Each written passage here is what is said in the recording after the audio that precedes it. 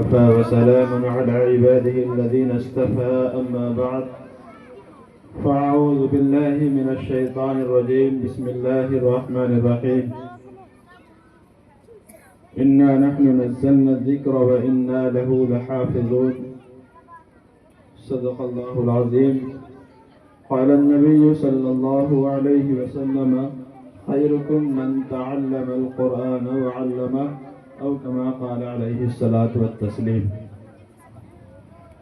میرے انتہائی قابل احترام بزرگوں، بھائیوں اور عزیز ساتھیوں، اسٹیج پر جلوہ افروز علماء کرام، آپ تقریباً 3-4 گھنٹے سے بچوں کا پروگرام سن رہے ہیں اور آپ حضرات نے دیکھا کہ معصوم بچے چھوٹے چھوٹے، صحیح بات یہ ہے کہ ہمارے بچوں میں، اتنے بڑے بچوں میں بولنے کا سلیقہ بھی نہیں ہوتا اور الفاظ کو ادا کرنے کا سلیقہ بھی نہیں ہوتا۔ وہ بچے جہاں اسٹیج پر آ کر کے ہمارے سامنے اپنی تقاریر اور اپنے مضمون کو پیش کر رہے ہیں، ان بچوں کے اس مضامین کو پیش کرنے سے اندازہ لگایا جا سکتا ہے کہ الحمدللہ مدرسے کے اندر بہترین تعلیم ہو رہی ہے، اور اسی طریقے سے مدرسے کے اندر الحمدللہ بہترین تربیت کا بھی نظم و نسق ہے۔ میں آپ حضرات کو بتاتا چلوں، ہمارے گاؤں میں الحمدللہ یہ 3 مدرسے ہیں، اور 3 مدرسوں میں الحمدللہ بہت ہی محنت کے ساتھ، اور ان کے اساتذہ بہت ہی دل جمعی کے ساتھ ان بچوں پر محنت کر رہے ہیں۔ لیکن ہماری ایک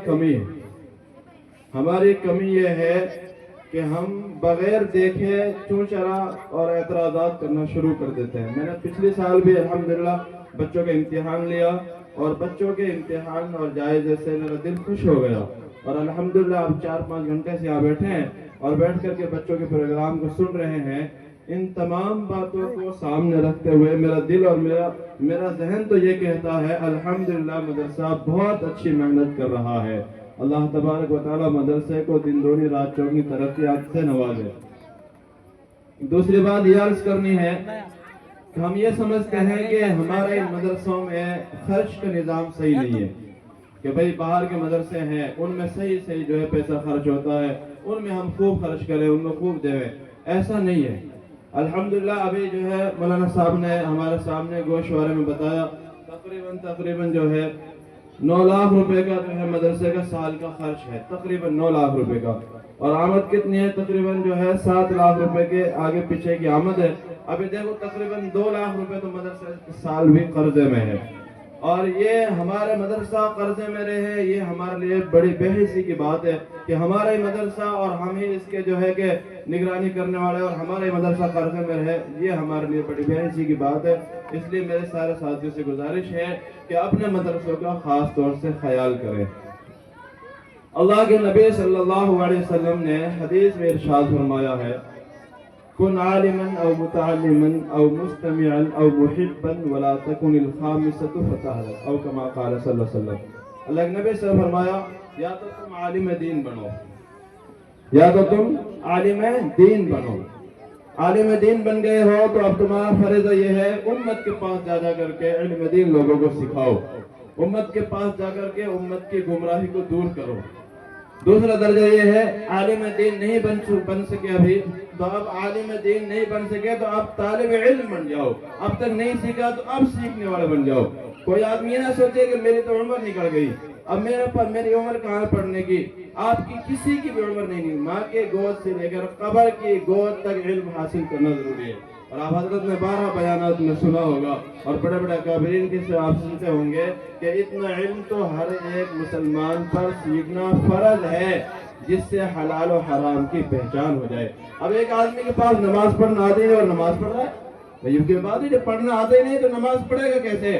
تو زندگی کے ہر شعبے میں، جس شعبے میں آدمی کام کر رہا ہے، اس لائن کا علم سیکھنا اور شریعت کا علم سیکھنا اس آدمی پر فرض ہے۔ تو دوسرا درجہ کیا بھائی؟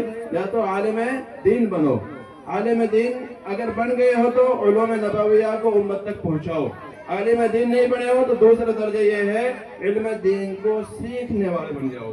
تیسرا درجہ یہ ہے سیکھ بھی نہیں سکتے، اتنا ٹائم بھی نہیں ہے، تو ایسی مجالس ہے جہاں قرآن و حدیث کی باتیں ہو رہی ہوں، جہاں قرآن و حدیث کو سنایا جا رہا ہو، ایسی مجالس میں شرکت کر کے دین کی باتوں کو سننے والے بن جاؤ۔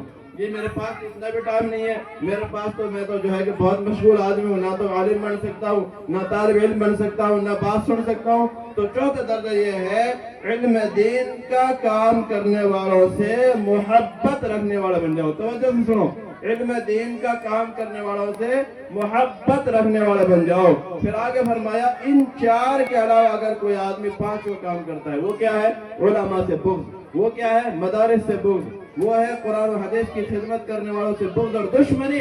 اگر کوئی آدمی علماء اور جو ہے دین کے کام کرنے والے خدام سے کوئی آدمی بغض رکھتا ہے تو وہ آدمی ہلاک ہو جائے گا۔ حدیث شریف میں ابھی آپ حضرات کو بتاؤں، جو آدمی علماء سے بغض رکھتا ہے 4 طرح کے عذاب اس آدمی پر مسلط ہو جاتے ہیں۔ سنو گے توجہ سے، بات عمل میں آئے گی۔ کتنے طرح کا عذاب؟ 4 طرح کے عذاب اس شخص پر اللہ کی جانب سے نازل ہوتے ہیں جو آدمی قرآن اور اہل قرآن کی توہین کرتا ہے۔ سب سے پہلا عذاب یہ ہے وہ آدمی قحط سالی میں مبتلا ہو جاتا ہے۔ ہم پریشان ہیں کہ جی میرے کھاد میں جو ہے کہ پورا اچھی طرح سے گیہوں نہیں ہو رہے، میرے کاروبار میں اچھی طریقے سے ترقی نہیں ہو رہی، میرا فلا نہیں ہو رہا، میرا فلا نہیں ہو رہا۔ ہر آدمی پریشان ہے۔ اپنی زندگی میں غور کرے، کہیں ایسا تو نہیں ہے کہ تو کسی عالم دین سے، کسی مدرسے والے سے، کسی اللہ والے سے، کسی قرآن کی خدمت کرنے والے سے دشمنی تو تیری نہیں ہے۔ اگر تو کہیں دشمنی میں مبتلا ہے تو تو چاہے کچھ بھی کر لے، تیرے کاروبار